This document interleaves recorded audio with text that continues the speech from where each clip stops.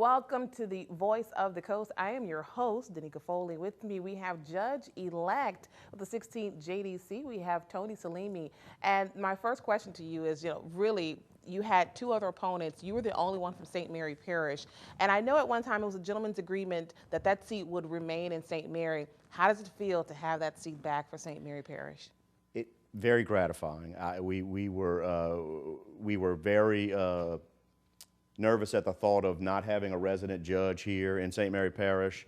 It's important, but as I went around and told people in the other parishes as well as here, you can't vote for somebody because of their address. I would never ask anybody to vote for me simply because I was from St. Mary Parish. I believed I was the most qualified person for the position with my experience, and what I tried to do is get across to the folks in St. Mary Parish, it's important to get out and vote because of that. So, but it feels very good to make sure that seat is going to be in St. Mary Parish for at least another 6 years. Right, and speaking of which, you mentioned that 6 years. Every other elected seat is typically 4, but the judge seat is 6 years. That's correct. Every 6 years, the judges, the district court judges, the district attorney, justices of the peace and constables, the city court judges and their marshals, they all run on 6-year terms. So you can get a little comfortable, right? Well, I mean, just make sure you do your work, right? Well, like I said, I'm going to try to do the right thing, there you go. But yes, a little bit longer than the 4-year terms.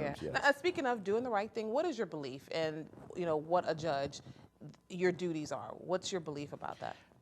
I would have to say that a judge is there to do just that, to judge. We're there to. I had a former supervisor that went on to the bench, and he's no longer with us now, but his thing was, I'm there to call balls and strikes, and not to go out and look for work, but the cases that are before the judge, that's what the judge rules on. He rules on the evidence, he's the judge as to the law, and in some cases he's the trier of fact.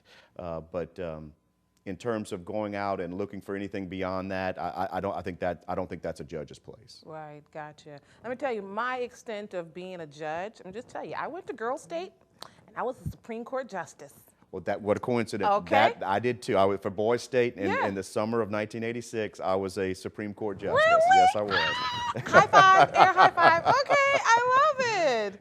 Okay, well look, I'm sorry, I'm just beaming over here. That's awesome. But I want to ask you something. When I called you, and first, you guys don't understand, I'm just excited to have you here. I had to call him a few times, but I'm happy you're here before you get up there, and I will have an opportunity to even talk to you. So I'm happy to have this moment now. You told me you were in judges school. Who knew there was a judges school? Tell me about judges school. About 2 weeks before the election, I get a letter from the Supreme Court basically saying, congratulations on making the runoff. If you win, you will have to go to judges school, and starting Monday, the very Monday after the Saturday night election. So Monday, I got on, and it's normally done in person, and it's in New Orleans, and all the new judges, everyone who's elected or going in without opposition for this cycle have to go to the school. And they're telling me this is a historic class. There's about 70 new judges throughout the state, and that includes city court judges, courts of appeal, as well as district court. And you get together, and it's a primer basically to kind of help people adjust from being an advocate as a lawyer to suddenly being a judge. And now it's being done via Zoom with COVID restrictions. We're not able to get together such a large group, and so we're doing it on Zoom. So. Now let me ask you: 70 people in one class, or is it divided into smaller pods? No, it's 70 people. So it's wow. You can't see everybody on the screen. It's like four separate screens when you have all the individual thumbnails. So that makes it even more. There's no personable feeling. You can't really get a feel of who a person is? You just see a name, and if you don't want to be seen, right? I mean, are you able to go Well, they ask us to keep our cameras on and to show we're interacting. It is, and they apologize for it, and they said, look, we in better times this would have been done in person, but you have to adapt to the environments you're in. I had a big conference room or something. Have everyone spaced out. But I totally get it. I mean, and that's what I wanted to ask you. Just the COVID restrictions. How is that? How has that affected your? And we'll get to that because we actually have to take a break. So that'll be the first question we'll come back to. Really, how has that affected your campaign? And that's going to be interesting because how it's affected us here. Look at what we're doing now, But I would rather this than to do a Zoom interview any day. So we're going to ask you that question when we get back. Sure. Stay right here on the Voice of the Coast.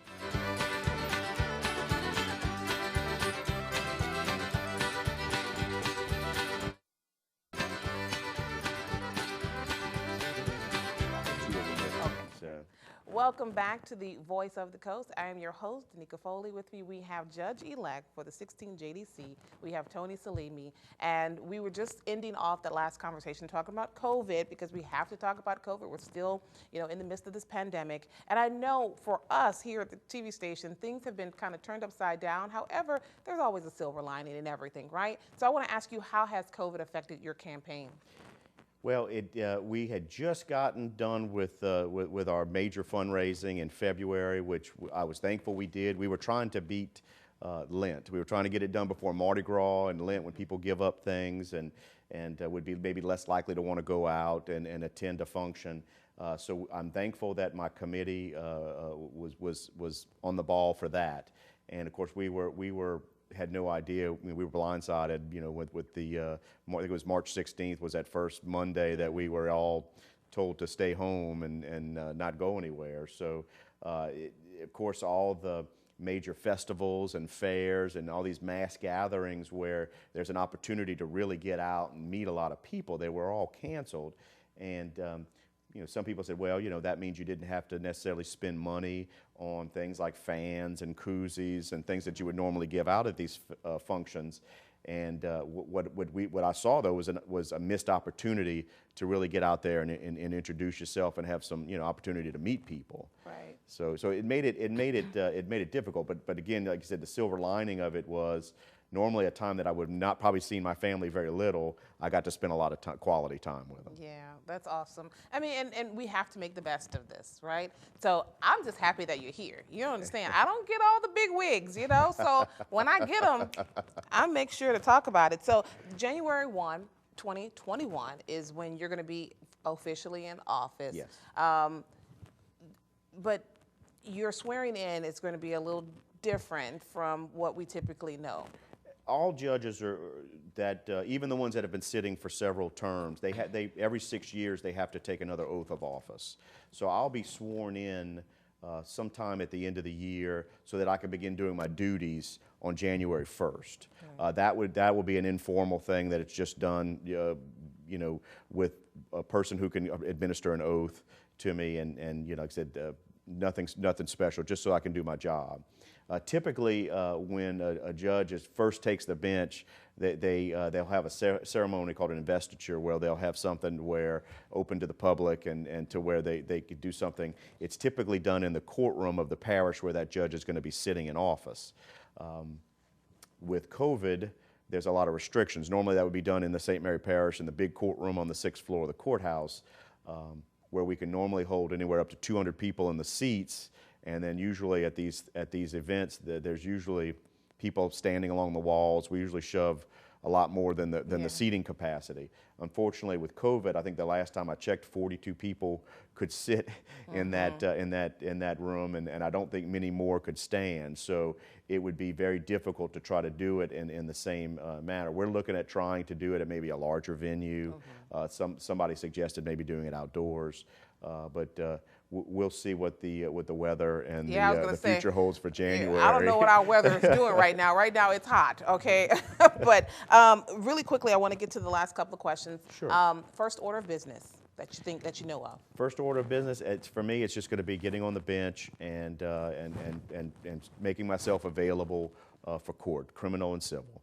As I said, earlier when I was talking about my judicial, my thoughts on what a judge does, I'm not looking to go out and change anything. I don't fancy myself to know enough to really make any changes.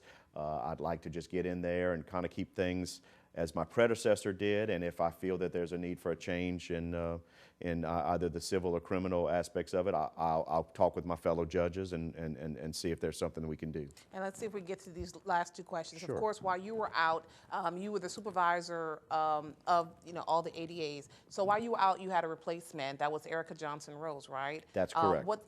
And she was in the interim position. Do you know who's going to take that seat now that you're going to be a judge? I have not been made. I'm not privy to that. I got back on Monday to the office. Ms. Rose took a well-deserved break this week.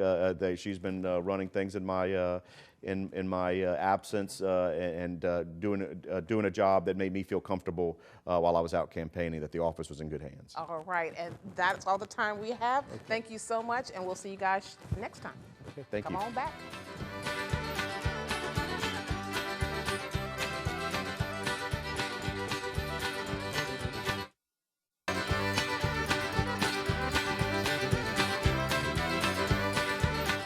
Welcome back to the Voice of the Coast. I am your host, Danika Foley, and we have a familiar face. If you remember, I'm thinking maybe 2-3 years ago, you were here talking about your invention. Yes. I had an inventor on the show, Pastor Allen Randle, who is now here speaking about a book. He is an author, a published author of not just one, not two, actually 3 books. Yes. One book I know is actually in the making. Correct. However, but we're calling it's 3 books. So the book we're talking about today is called Becoming the Best Me. And it's a personal guide to weight loss and weight management. Now, ladies, gentlemen, we are in 2021 early on, and many people make these resolutions. They're saying, I'm going to lose weight and I'm going to keep it off. Well, most times by March, we've already gotten off that and we are moving on to something else.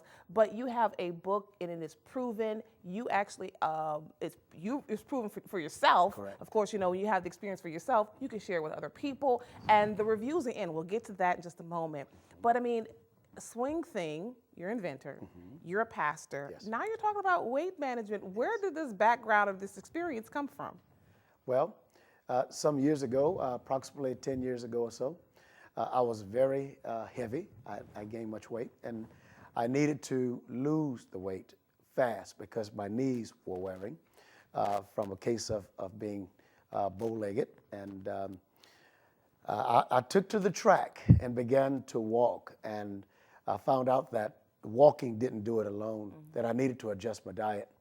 And so I began to do both. I began to walk and ride bike and do exercise, but also I began to adjust that diet, made better food choices and smaller portions. And along the journey, I received some wisdom. I did some studying and began to jot down some notes and tips that I might follow myself. And they worked. And I lost approximately 35 to 40 pounds within 3 months in the middle of the holiday season. Oh, so you mean you could eat all that good food? Oh, I ate it, but I had to eat smaller portions. Okay, so that's the key. Yes. And it's smaller portions. Smaller portions, correct. Okay, yes. Okay. So 30 pounds in 3 months. About 35 pounds 35 in 3 months, okay. And so you've been able to maintain it, because we can lose weight, and then all of a sudden, sometimes we'll put on double what we lost. Right. So it's all about really maintaining it. It is. And you mentioned something, and that is my grandmother said, bread will make you spread. Oh, I love bread. But I've started kind of, moving back from the table. No, I don't need bread. Let me, I'll pass on the bread. Is it a mental thing? When people say it's mind over matter. Yes. Well, it is. And let me just add something to that, and then also to something you said previous. Maintenance is very important. And what really inspired me to go back, because that was 10 years ago, but what inspired me to come back to the thought, to the book, and to complete this work, because then 10 years ago I thought, wow, I could put this in book form, and it would help others. But I didn't do it. But here I am 10 years later. But throughout the 10-year period that lapsed, I remembered those tips. And I didn't follow the plan to a T. I wasn't regimented, but yet those little things that I applied to lose the weight, I somewhat applied them along the period of time where I lapsed, and it kept my weight. It helped me to maintain until, of course, I kind of went back up again in weight. And when I began to complete this book at the end of last year, I went back to applying everything that I did 10 years previous. And here I am again, and I've lost, within the last month and a half, I've lost about 17 pounds. Oh, wow. Yeah. You know, and I'm going to just say this. What I try to avoid are the trends. Yes. Hey, if it works for you, that's great. But it's so many trending, diet, regimens that are out there. But we're going to talk a little bit more about food, because I told you, I said that is my weakness. Yes. I think that's a weakness of a lot of people. Yes. So we'll come on right back here to the Voice of the Coast with Pastor Allen Randle.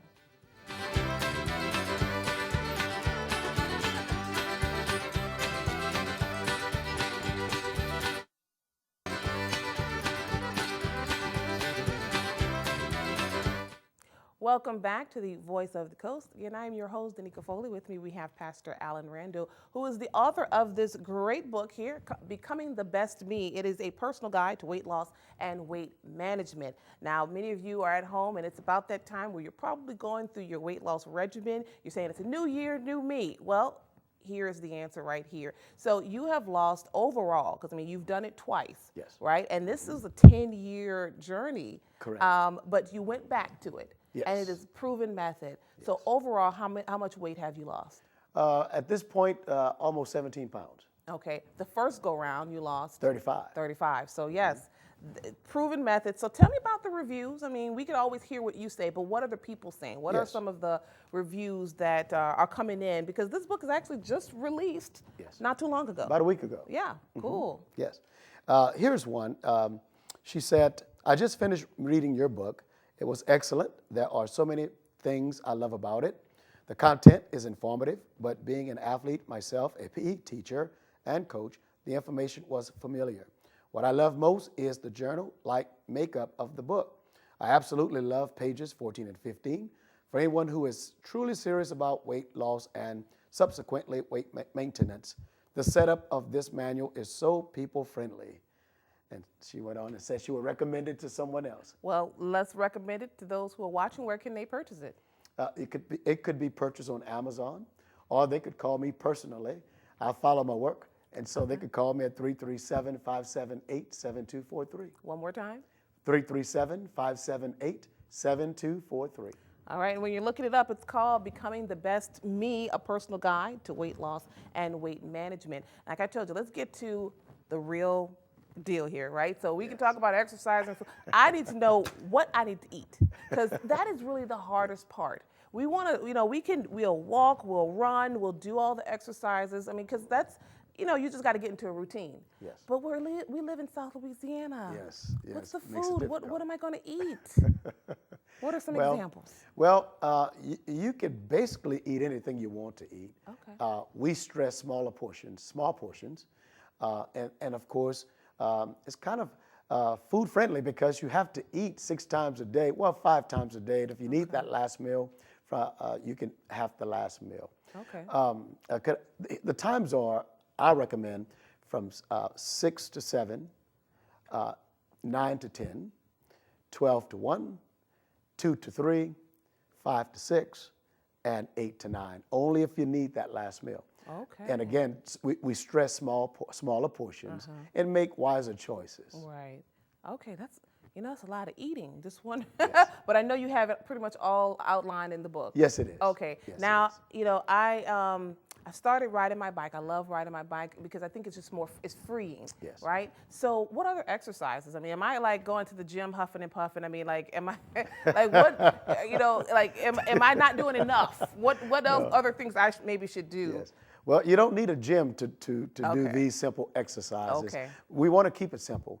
What we want to do is focus for a short period of time in the morning, short period of time in the evening, and simply move the body. Okay. The key is, and I have it outlined in the book, but move the body. Okay. That's what's most important. All And right. so keep it simple, just simple movements, and then over time, endurance will increase, and you may go a little longer in the morning or in the afternoon. Right. or I the mean, in evening. addition to being an author and pastor, you were also a coach. I mean, Yes. you were around athletes for a long time. So, and you also studied health. Health and physical Yeah, education. so that's great background. I mean, it's also proven methods for yourself. And I love the review that the lady sent to you. I thought that was great. So again, if you would like to check this out, because I know new year, new me, we always say that every year. Now we're in 2021, and the book is called Becoming the Best Me, A Personal Guide to Weight Loss and Weight Management. I think this is great that we have something like this out. I'm actually impressed. I mean, you have all this information inside of you, and you're sharing it with the public. It's great. One more time, tell folks where they can find the book. You could go to Amazon and order it there, or you could call me personally at 337-578-7243. Right, and just really quickly, only in paperback, right? Yes, it's only in paperback at the time. Okay, awesome. Yes. Again, thank you so much, Pastor you. Randle. Please get yourselves that book. Everyone wants to lose a little weight. And that is all the time we have. We'll see you guys next time. Take care. We are KWBJ TV 22.